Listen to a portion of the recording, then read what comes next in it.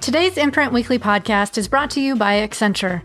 Change is afoot in child welfare. Change that means agencies focus on results for children and keep far more of them safe at home with their own families. Accenture's child welfare team is leading the way in the effort to ensure technology does its part in that success story. Accenture offers cutting-edge case management tools that ensure agencies can see insights that drive decision-making and caseworkers have information they need at their fingertips. Together, these tools help agencies stay laser-focused, reinventing child welfare into a source of strength for families when they need it. For more information, visit www.accenture.com/child-welfare.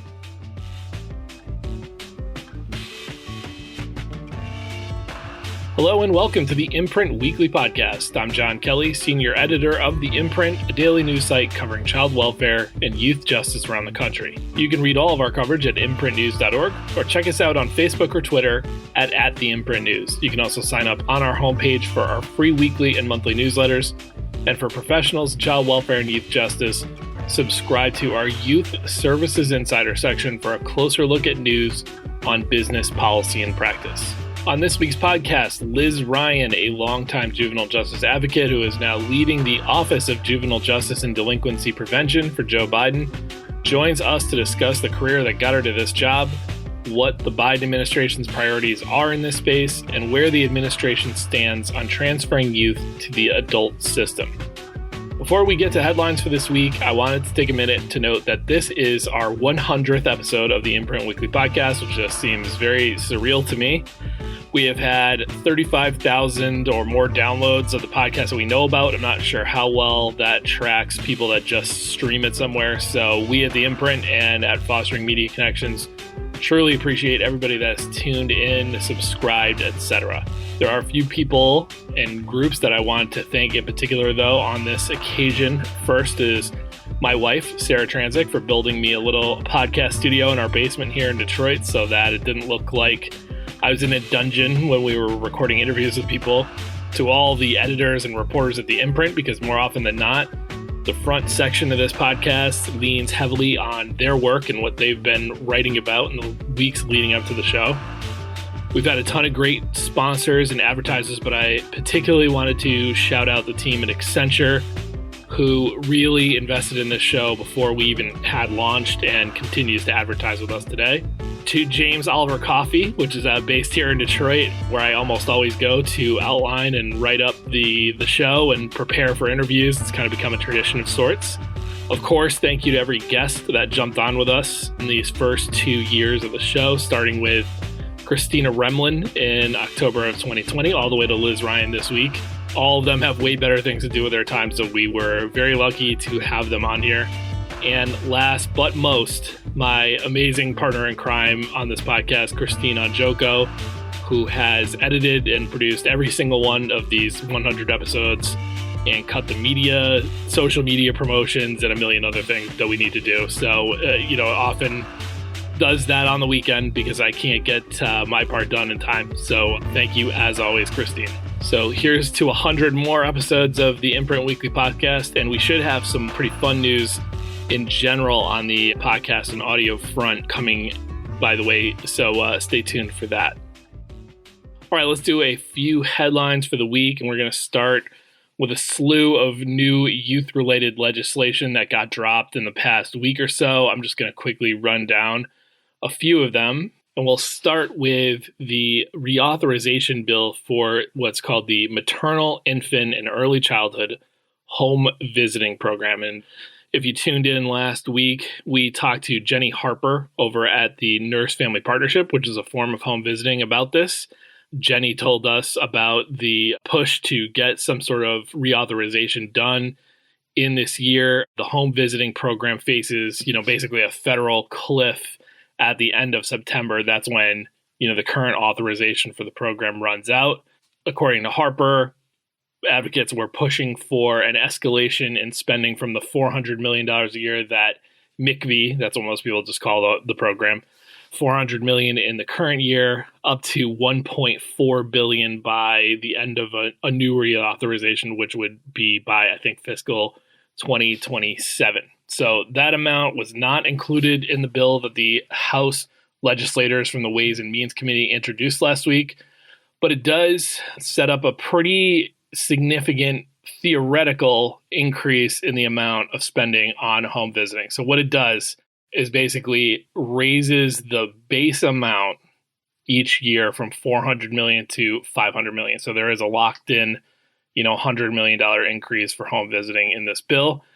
And then it also sets up basically a matching program that would rise by fiscal year 2027 to $300 million that states could tap into above and beyond what they would get out of that $500 million in a matching program that the state's end would have to be 25%. So for every dollar the state was willing to put up kind of above and beyond what they've been doing, they could tap into $3 from this matching program. So all of that wouldn't take it to $1.4 billion by the end of 2027, but it could theoretically, if all the states really were involved and wanted to, spend more on home visiting of their own money, could reach $800 million by that fifth year.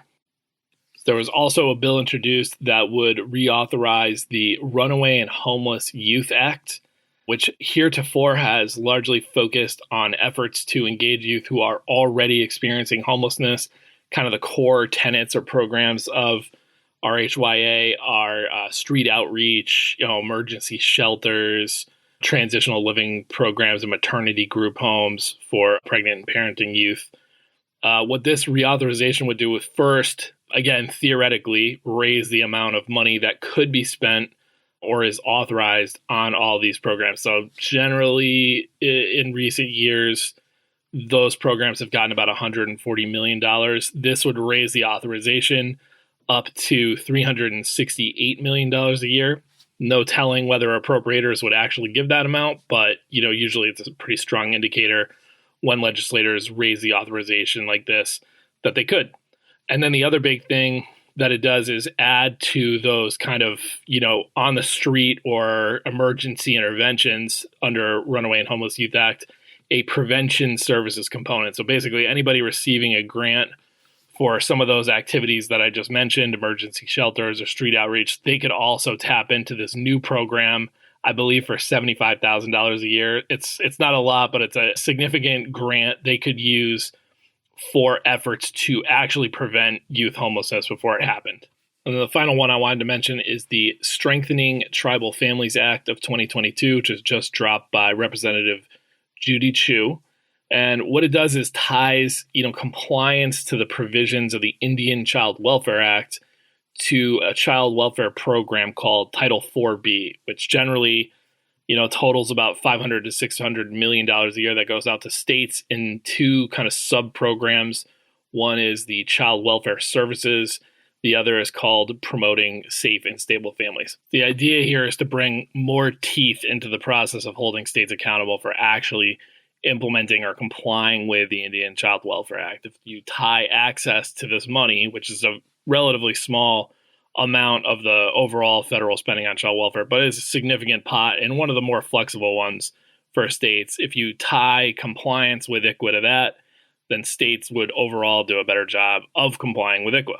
But there's a potentially and maybe more important ramification of this bill passing as it is right now. As we've discussed on this podcast before, the Supreme Court will soon hear oral arguments in a challenge to the Indian Child Welfare Act's constitutionality. And one of the questions at hand will be whether the law, in whole or in part, is tantamount to what's called state commandeering, which I won't go into the details of. It generally means you're making the states enforce federal law on behalf of the federal government. So there's some thought that if 4B money is tied to the Indian Child Welfare Act compliance, and that money can be used to that end, so that the money can be used for efforts around complying with ICWA, that this would eliminate the argument that the feds were making states do something to enforce a federal law with their own money.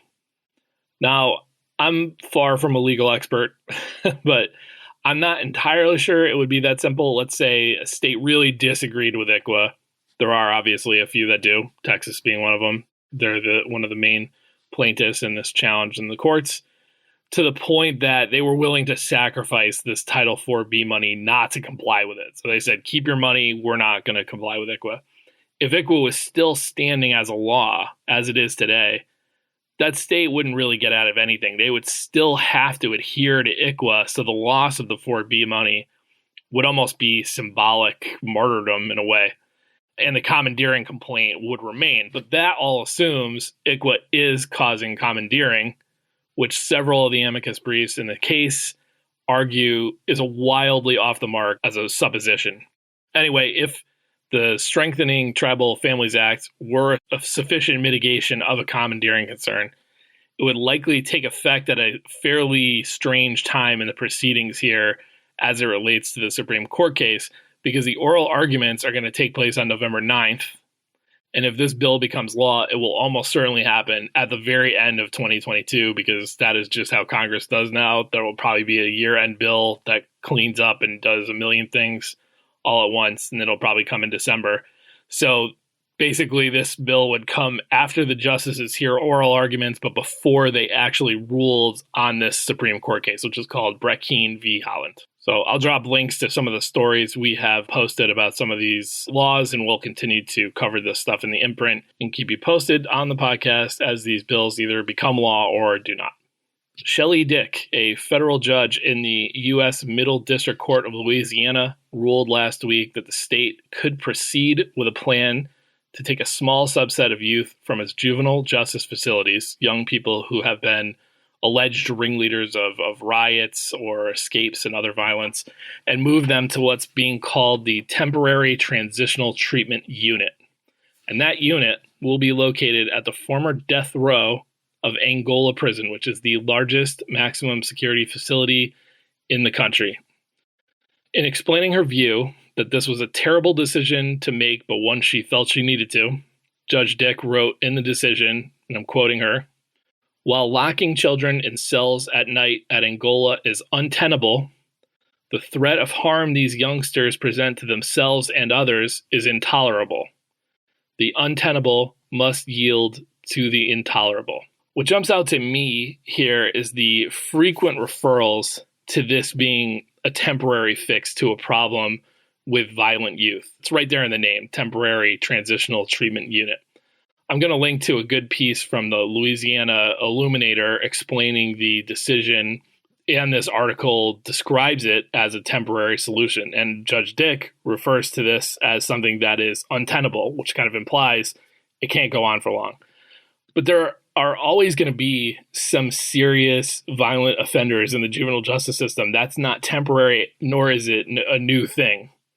I don't see anything in Dick's ruling making clear that this is only appropriate for a short amount of time. And I haven't seen anything from the state indicating what the long-term plan is to house these youth in a place that remotely reflects, a chance at rehabilitative settings. So I guess we'll know if in a few years there's still a temporary juvenile unit in a maximum security adult prison's death row. Last thing for this week, over the summer we had Debbie Riley, the CEO and co-founder of the Center for Adoption Support and Education, on the podcast to talk about supporting adoptions and preventing adoption disruption. One of the things that the center does is oversees the National Adoption Competency Mental Health Training Initiative, which is a very long, wordy title for a free web-based curriculum that is aimed at building kind of the knowledge base among professionals around the unique needs of youth who are adopted. So this is something the feds helped to build with grants to the center and to others to develop a curriculum, one for child welfare workers and one for mental health professionals. And last week, the Administration for Children and Families announced that it plans to invest another $10 million over the next 5 years into the center to help expand the use of the training and to evaluate it and to basically scale it up and take it to all of the different states that have not incorporated it yet. So just thought I would mention that for folks who had listened to our interview with Debbie. All right, when we come back, our interview with Office of Juvenile Justice and Delinquency Prevention Administrator Liz Ryan. If you are a caregiver, current or former foster youth, or work in a child welfare system, your voice matters, and it only takes a few minutes to help improve foster care.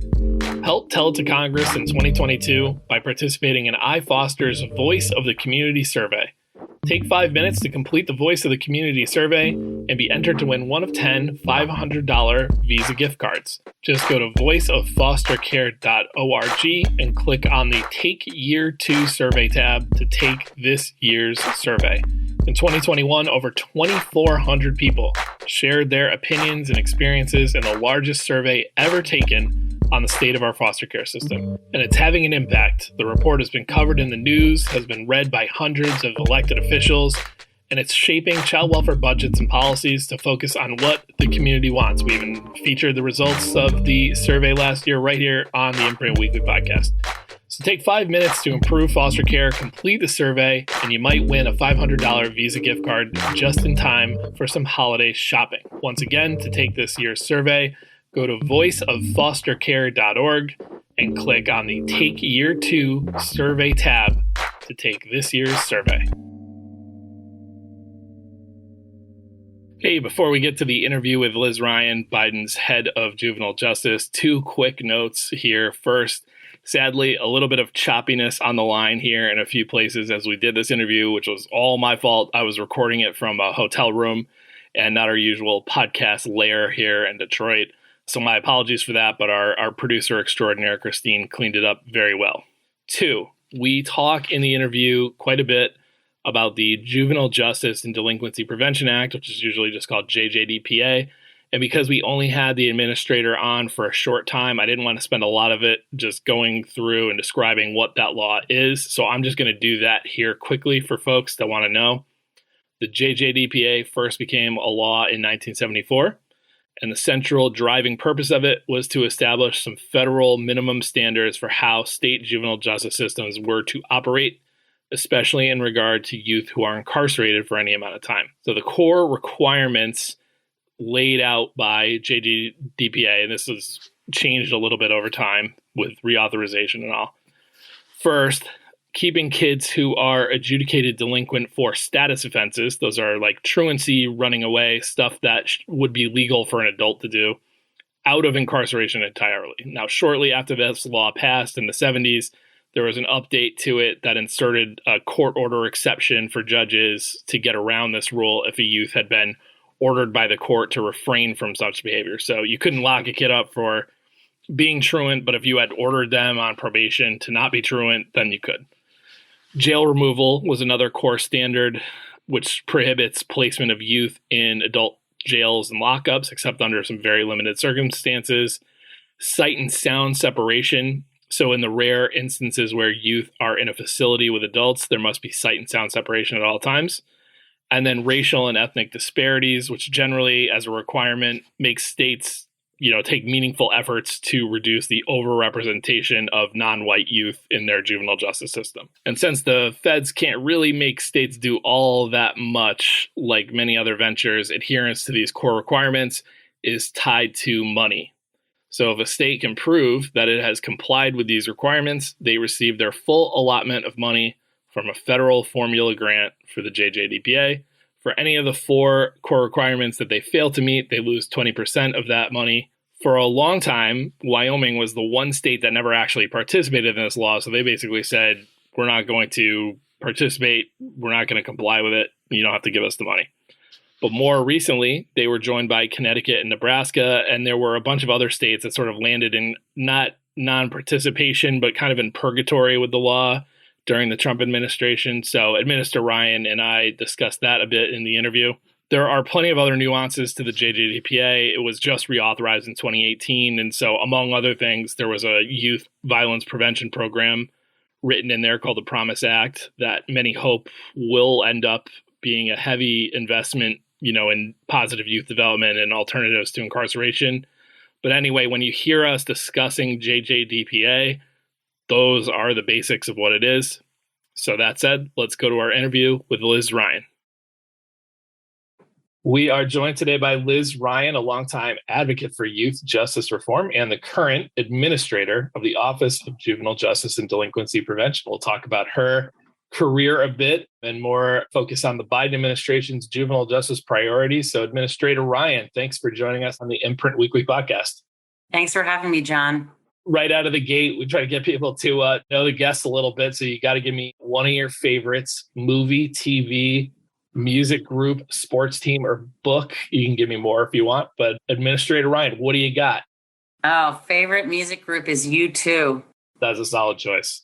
So I want to mostly focus on the present and future, but let's walk back down memory lane a little bit. What got you here? So I think the first time I ever interviewed you was when you were working with the Youth Law Center on the Building Blocks Initiative, which I think is kind of worth raising up because it was kind of a seminal work in the field. So can you tell folks a little bit about the Building Blocks, what you guys did there? So I was at the Youth Law Center as a advocate working with groups in states to look at racial equity and fairness in the juvenile justice system. And we did a lot of research, we did convenings, we brought together stakeholders, and we also looked at facility conditions as well as what was happening in terms of kids being tried in adult criminal court. So that initiative lasted for about 5 years, and it was led by Youth Law Center's Mark Soler and James Bell, Mark Schindler, and Mike Finley. And that effort really laid the groundwork for a lot of the work that the field is doing today. Yeah, very true. So you go from there to founding the Campaign for Youth Justice to push these state reforms around reducing basically the number of youth who had contact with criminal courts and adult jails and those correctional facilities. And, one big reason youth found themselves in adult court was because of a lot of states used to consider 17 or even 16-year-olds to be adults. And during the campaign's run, almost every state raised their age up to 18, which I think you guys deserve a lot of credit for. We're down to 3 states that haven't raised the age: Georgia, Texas, and Wisconsin. They're the only ones left. Just curious what you think. Is there something the executive branch or Congress can do to persuade them? What do you think? OJJDP is really focused on treating children as children is one of our key priorities. And that means getting kids out of adult courts, out of adult jails, and out of adult prisons. And that is one of the 3 priorities that we're prioritizing during this administration. The other 2, of course, are serving kids at home, in their communities, with their families, and opening up opportunities for justice-involved children. We recently got juvenile arrest data for 2020 that's come out from your agency or from Justice. And, the number of arrests continues to go down. It's been basically dropping since the mid-1990s. But there are, of late, where you've seen, political and law enforcement leaders who have pushed for rollbacks of raise the age laws or easing of transfer statutes as a result of, either high profile shooting that involved the youth or, local increases in car thefts. Do you think these calls for changes to juvenile policy will gain traction, or are you pretty confident that, the reforms of the past that you worked on for the past few decades are going to stick here? Yeah, that's a good question, John. Whether there are some recent increases in juvenile crime in some localities, whether that's real or whether that's perceived, it shouldn't be used as a basis to roll back advances in youth justice policy, which we know is grounded in science and research. We know that we have achieved these better outcomes for youth and communities because we've invested in what is more effective. Last part of our trip down memory lane, you go from the Campaign for Youth Justice to another organization you started, the Youth First Initiative, where the goal was helping grassroots organizations work to shut down youth prisons. I know it's more complicated than just that, but that to me was the center. Part of candidate Biden's plans for the Justice Department was a $100 million fund for community-based alternatives to youth incarceration, which I would note he has asked for in subsequent budgets since being elected. Can you tell us the latest here, any traction with Congress? And, I'm curious if there was, how you'd like to see such a fund structured. Would the state have to, commit to downsizing their incarceration to access the front end funds, or how do you see that playing out if it does? So since I came into this position, we issued a solicitation using some resources that OJJDP already had to start a pilot in this space. So we put that out there for at least 4 states to apply for resources to close and repurpose at least 1 youth prison. And they would be provided technical assistance from a technical assistance provider. We would document the effort and really learn what does it take to actually close and repurpose a youth prison and shift the resources to community-based alternatives for young people. So that solicitation just closed. And we'll be announcing the state sometime this fall after it goes through the whole review process internally within OJJDP. What's exciting about this is that the president did put in resources in his most recent budget and the budget before that. Congress did take action in this space. Both the House and Senate put $50 million each into their budgets last year, but then in the final legislation, they chose not to resource the program. This year, both the House and Senate, again, have put resources in. I think the House is over $3 million and the Senate is $25 million. So we're hoping that there will be a line item appropriation for this program going forward. And we know, since we've shared it with the field's very excited about this. This is a very innovative effort. It's a new pilot, and we hope to expand it over the next several years. We started with looking at states, and in this next round, we will look beyond states. We'll also look at localities and tribal communities as well. So I'm just curious on more of a leadership level. You started and led these two scrappy little nonprofits. You were a leader in organizing to advocate for policies at OJJDP, and now you're the leader of this sizable federal bureaucracy. I don't mean that in a bad way. It's just it's a big agency. Did you do anything to prepare yourself for leading OJJ? And, what would you say has been the biggest surprise about the agency now that you're sort of know it from within? So by way of background, over the past roughly 25 years, I've worked in the youth justice field, and I've worked on policy and legislative work, and I've advocated, as you said. And that has really informed my perspective about youth justice, and I think prepared me well to lead OJJDP. And I will draw on those experiences, but I also know that the staff at OJJDP have a great deal of experience, and that will help me learn what some of the issues are. But also in our field, we have a great deal of experience. And so that's why when I came in, I launched a series of listening sessions with the field. We've held 15 listening sessions so far. We have at least another one coming up. We've invited stakeholders from across the spectrum, every state, every region, a whole array of stakeholders, lawyers who advocate on behalf of kids, young people themselves, family members, prosecutors, judges, defense attorneys, probation, corrections. We've invited them all to participate and to help inform us on what should OJJDP do to implement these three priorities: treating kids as kids, serving kids at home, opening up opportunities for young people involved in the justice system. And we have heard so much from the field about what we can do to really advance youth justice across the country, to really help states and localities to realize these goals. So we know no amount of experience can ever fully prepare you, and that part of the job is really listening to what our staff are saying and what the field is saying. And that's really going to inform our plan going forward. So let's talk about those three priorities. I think we kind of already got to serving young people at home with their families and their communities and in your hopes there. When you talk about treating children as children, see, I hear that, and I think you mean, preventing arrests related to non-criminal behavior, status offenses. But, maybe I'm taking a too small scope. So could you describe, what you guys mean by that in terms of executive branch action and what you hope to do? So that's a great question, John. And what you said is part of that bucket of things. But we've actually asked the field, what does treating children as children mean to them? And this is what we've heard. We've heard that we should keep kids out of adult courts. We should create incentives to keep kids out of adult facilities altogether. We've also heard that we need to eliminate some of the worst aspects of the youth justice system that mirror the adult system. And so we're treating children like adults, things like solitary confinement, scared straight, shackling of children, things like that. We have also heard that we need to take a much more developmentally appropriate approach to youth justice. And these are all things that the research shows works.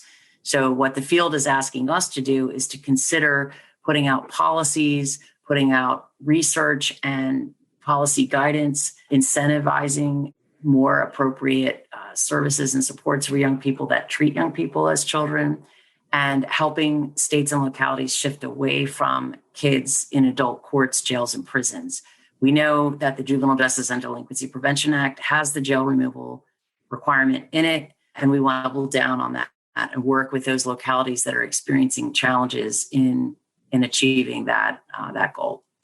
I wanted to ask you about a few of the takeaways from the listening sessions. And first, let me say, I think it was really good that the Office of Juvenile Justice transparently put out the notes on that. I thought that was very cool of you guys. So let me just fire a few of them at you after looking at them. One was that the current system does not incorporate the experiences of youth and families impacted by the justice system. Now, that is something I know you have always been passionate about. Have you thought about how to kind of build youth voice, and youth experience more systemically into OJJDP at all?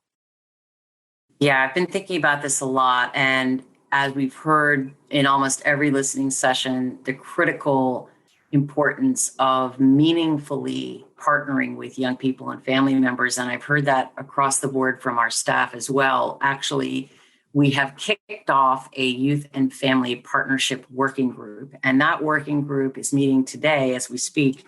They are looking at what are the ways in which OJJDP makes decisions.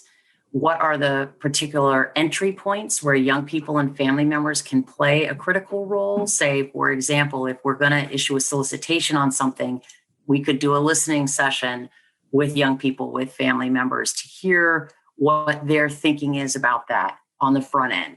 We could also tap young people and family members as peer reviewers. Of course, this process that we're engaging in to look at all of our business operations will help yield what are some of those entry points.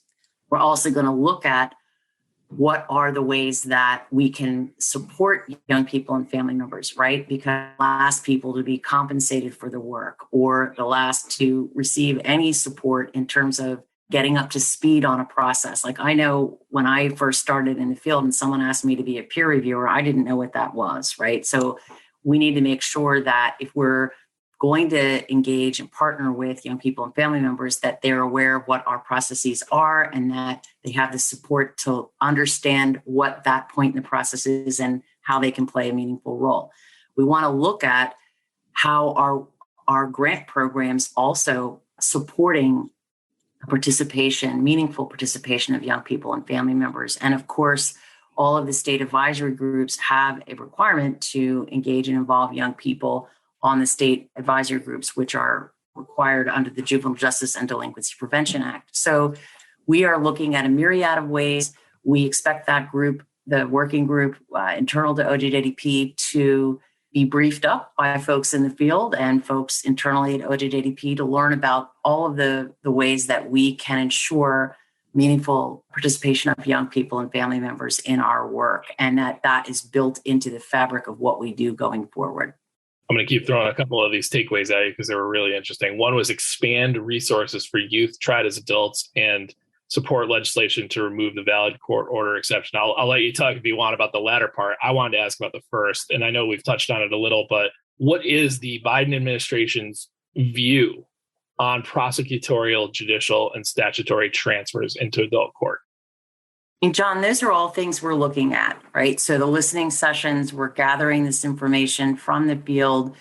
We're taking that in. We're going to do a deep dive over this next 6 weeks to really look at what is it that we can do in this space, right? So, and then we'll be issuing the action plan for OJJDP as part of Youth Justice Action Month in October. And throughout that month, we will be sharing back with the field what our intention is, what we hope to do.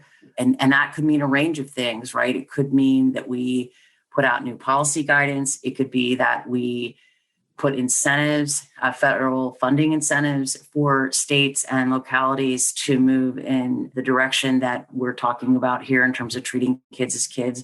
We also can commission policy papers and research. We can also more broadly communicate on these issues, right? There's quite a bit of research showing that prosecuting kids in adult criminal court increased likelihood that kids will reoffend, right? That it doesn't work for kids or for public safety. We want to make sure that research gets out into the field and is lifted up and that it's utilized by our technical assistance providers and is also part of the training that that is offered to stakeholders in the field who are core decision makers in that effort. So we want to do everything we can to treat kids as kids, and we're listening to the field and all the ideas that they've come across. So we're excited. I mean, as you can see on our website, there's so many recommendations that people put forward. And our next task after this next listening session is over is to really cull through all of those recommendations. And we have a team of people at ODDP who are looking at those recommendations now and trying to sort out what is it that we can do. And we'll be circling back with you and other media outlets across the country to let you all know where we will be taking action. Last one of those takeaways for you, because I just thought this was really interesting, and you're a good person to ask about it. But somebody, maybe a bunch of people, brought up the idea of the system expanding the definition of family beyond blood relations so that individuals close to a youth could participate in, meetings or proceedings and things like that. And that resonates, I would add, parenthetically, to the child welfare system and the discussions there as well.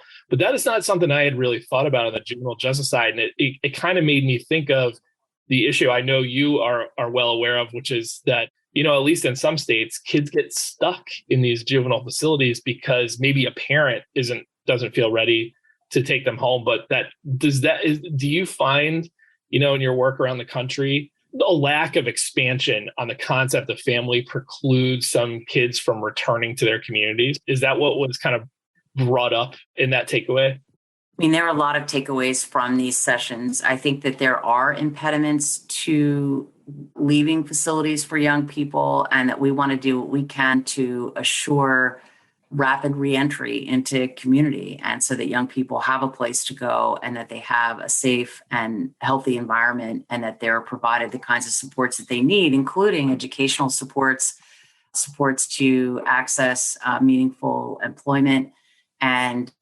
to assure their successful transition into adulthood. So we know what works. We want to invest more in what works, and we're taking those kinds of recommendations that you're mentioning, John, and really taking a very serious look at them. Are you a professional in the field of child welfare, juvenile justice, or other family and youth services? Subscribe today to Youth Services Insider, the Imprint's exclusive section on all the insider news you need to stay in the know. Funding opportunities, major federal and state policy shifts, interviews with key leaders in the field. It's all available only for our Youth Services Insider subscribers. Sign up for a monthly or yearly subscription today by visiting imprintnews.org/subscribe. Our podcast listeners get 10% off their subscription by entering the promo code podcast10. That's imprintnews.org/subscribe and get 10% off your subscription by entering the promo code podcast10 today. On the day that we are talking here, this interview will air well after that. We'll both be at a conference that's mostly attended by attorneys for foster youth. What are you planning to talk to them about today? And what do you see as the key factors to address when it comes to, what some people refer to as dual status youth? You have a contact with both juvenile justice and child welfare. So today I plan on sharing what we're doing at ODDP, what our priorities are, what we're hearing from the listening sessions, and that it's my intention to collaborate as much as possible with the Children's Bureau. And I've had some conversations with a new commissioner there and hope to collaborate with them closely. We both share a passion for supporting young people. We both have seen that young people aren't accessing the kind of employment and educational opportunities that are available to other young people. So that is something that we're going to explore very deeply. Also, I should mention there has been a long-standing council called the Federal Coordinating Council on Juvenile Justice that's required by the JDDPA statute. We will be standing up that council hopefully this fall. The Children's Bureau and other agencies serve on that. So we are looking to collaborate with all of them about ways that we can advance our priorities. And I'm hoping we have further conversation with the Children's Bureau. I mean, we know that young people, and we've heard this from the field, from the listening sessions, is that there is a flow of young people from the child welfare system into the juvenile justice system. We want to learn more about what that is, why that is, and what we can be doing to disincentivize that. So that's something we hope to have further conversation with the Children's Bureau about, and to hear more from the field about ways we can advance that.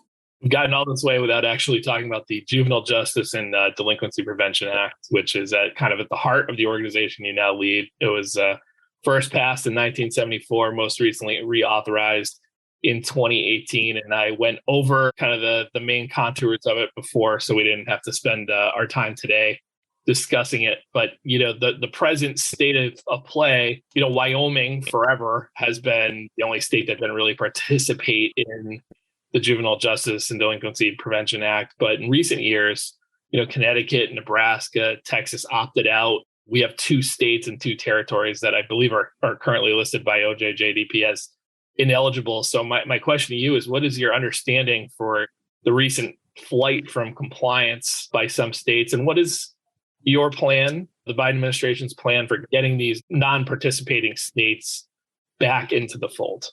I mean, John, that's an area that I will be focusing our efforts on, because I believe that the JDDPA is the strongest leverage that the federal government has to incentivize states to provide delinquency prevention services and early intervention and other effective treatment for young people who are at risk of or in the juvenile justice system. So I want to make sure that the states that are in the act now continue to fully participate. And I also am going to personally reach out to the states that have dropped out to learn a little bit more about what caused that and what are ways we can bring them back in. I think it's critically important that I hear from states directly about this, what were the particular circumstances, and that we do everything that we can to bring states back in. So that's the non-participating states. And I'm just curious, my understanding, correct me if I'm wrong here, is that, when it comes to the rest of the states, there was a lot of federal funding that, for whatever reason was held up during the previous administration over, discussions about updating state plans after the reauthorization. And, states had not really received any guidance on what new elements needed to be in those new state plans. So, is that all accurate? And if so, I mean, what's the latest here? Is that train back on the track as far as states kind of understanding what they need to do to be in good standing? Yeah, I mean, a couple things on that. One, I'm very pleased to report that this week, 41 states have received their FY 2021 awards, and we are helping the additional 10 and hope to issue those awards by the end of this month. We expect the Title II FY 22 awards to be awarded right after that, by mid-September.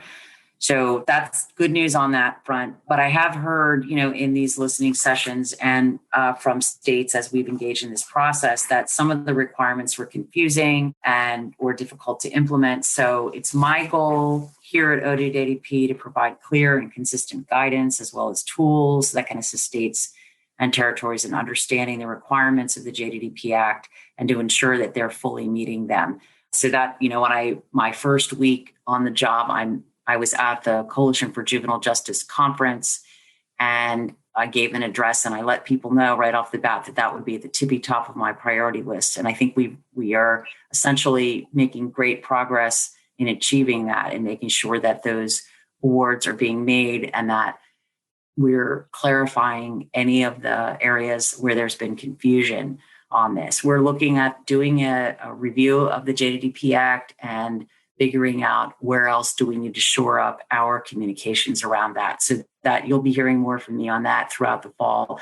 We will also be convening a number of the states at the end of the year so that we can make sure as we go into this next year that it's clear to states what the act requires and what they need to do, and then also how we can help them, really, because I see this as these are basic standards that states should be meeting, and that really we want to help states to meet those basic standards, but we also really want to help states to go beyond that, right? To do more and to really advance reforms that support our young people. And to do that, we're learning more about what they need from us. And so that's part of our mandate, is to make sure that we're being as strong a partner as possible to the states. I mean, would you say there are communal major points of confusion? Are there some questions that, a lot of states have for you guys? I know there were some pretty weighty, new elements in the reauthorization, or is it more just a question here, a question there, or are there just some points of just communal, uncertainty around the new stuff in the act?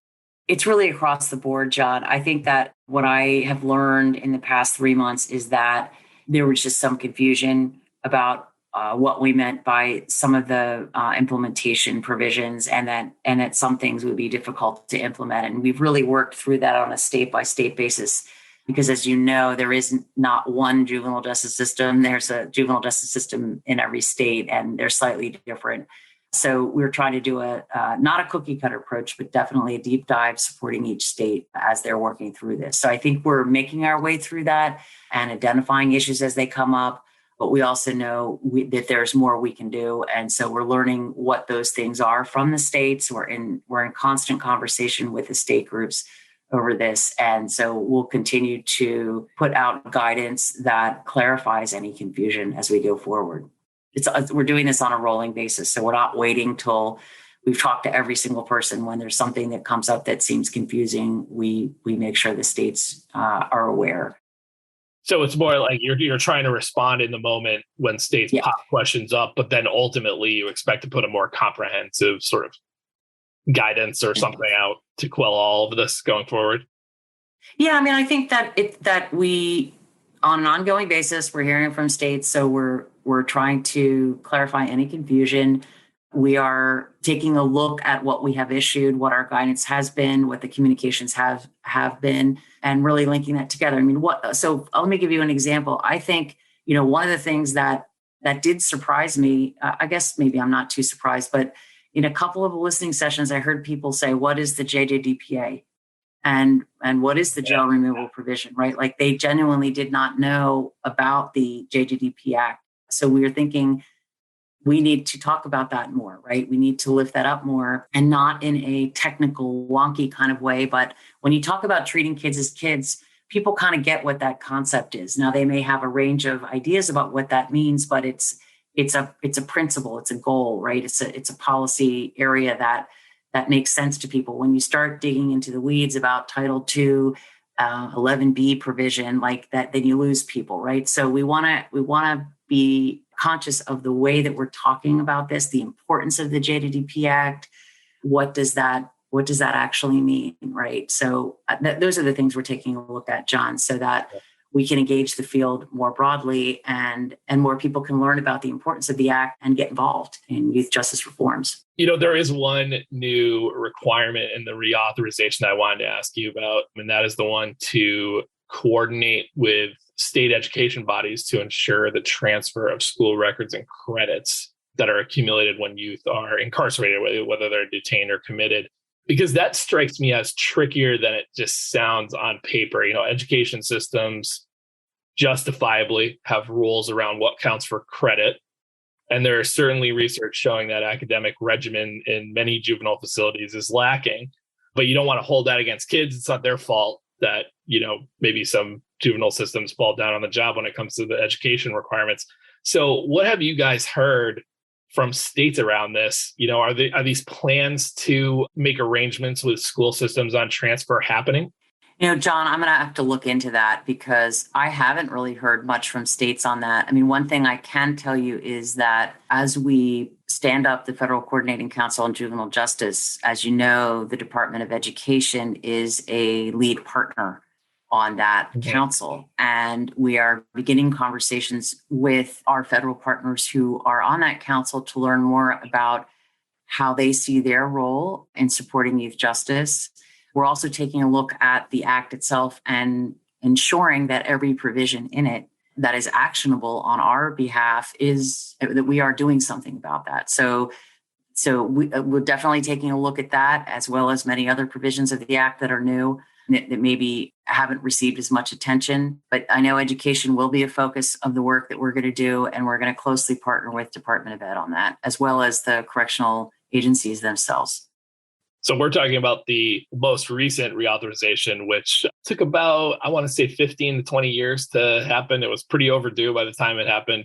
It's crazy to think about this, but the next potential reauthorization of the Act could be as early as next year, right? It's a 5-year window. So 2023, I guess it could come up again. In that spirit, anything the Biden administration is, urging Congress or communicating with Congress about considering if a reauthorization happens, that quickly? Yeah, I mean, I think that I'm excited about the possibility and committed to having conversations with Congress about what that could look like. Last thing for you, Administrator Ryan, the pipeline of juvenile justice data from communities to states up to the national level is rough, in a word. Though we do, albeit slowly, get the arrest data along with some census around who's in facilities and for what reasons. I'm curious what your ideas are for improving it, because that is part of the reauthorization. It looks like these states are going to be asked to tell you more, and I'm not even sure if they're up for it all across this country. So, what's the plan to kind of improve the data process from an infrastructure standpoint? And then, on a topic standpoint, what would you like to see more information on? What are you kind of hungry to learn state by state? So this is another key area that requires some attention. As you've said, the data piece is very important so that we can learn what is happening in youth justice systems across the country and how they may vary in their application of the JDDP Act, as well as other important things. That's something that we have always resourced some data analysis collection, and as you know, NIJ and BJ, the National Institute of Justice and the Bureau of Justice Statistics, manage a number of those research and statistical projects. So that's something we intend to continue to partner with them on, as well as the grantees that they're working with, to beef that up and essentially to provide more support for capacity building in states and localities around this. So that's something that after these listening sessions, we'll be engaging in a field-wide effort to look at what research and data should we be focusing on, things that will help us know when we're achieving success in these spaces. And so that's kind of the next thing. But I don't have the contours of that quite yet, but we'll certainly circle back with you once I do. How about subject wise? Give me one. There's got to be something you're dying to know state by state that you don't right now. I'll throw this out there. I would like to know what happens when kids, the court outcomes when kids, get transferred into adult court. I think that's a big blind spot. But what are yours? I mean, there's a lot of areas. I mean, I think that what I hear from the field is that we're really measuring kids' failures, right? Or when a young person reoffends, it's the recidivism rate, right? Mm-hmm. Like that's what the systems look at now. And I think there's a desire in our field to really measure success, like when a young person does achieve, when they do accomplish another grade level, or they're able to access meaningful employment, or sort of more measures of child well-being. What are we measuring along those lines? And so I know there's a conversation in the field happening around that. We want to join that conversation. We want to be part of that conversation. And we want to look at what is it that we're measuring now, and how can we look at some of these other measures of child well-being and think about ways to engage, the support around that. And I know those are big pieces, and we probably have a really long way to go to get there. But I think ultimately that's where we want to head. Liz Ryan, Administrator of the Office of Juvenile Justice and Delinquency Prevention, thank you for joining us on the Imprint Weekly Podcast. Thank you, John. Thanks to Liz Ryan, Administrator of the Office of Juvenile Justice and Delinquency Prevention, for joining us today. And thanks to Accenture and iFoster for sponsoring this episode. The Imprint Weekly Podcast is a production of Fostering Media Connections, a California-based nonprofit that publishes the imprint Fostering Families Today and operates the Youth Voice program. This podcast is produced and mixed by Christine Onjoko, with music by Luke Giroux and Cyrus Elia. If you enjoyed this episode, we would love it if you'd consider subscribing or giving us a 5-star rating on Apple, Spotify, or wherever you download your podcasts. And we would greatly appreciate if you would support our work here on the podcast and in print. Small donations from our listeners and readers go a long way towards helping us grow and cover more great stories in child welfare and youth justice. To support us, it is super easy. Just visit imprintnews.org/donate. You can follow The Imprint on Twitter and Facebook by searching the handle @TheImprintNews, and visit us on the web at imprintnews.org, or email us at tips@imprintnews.org. I'm John Kelly, and we'll see you next week.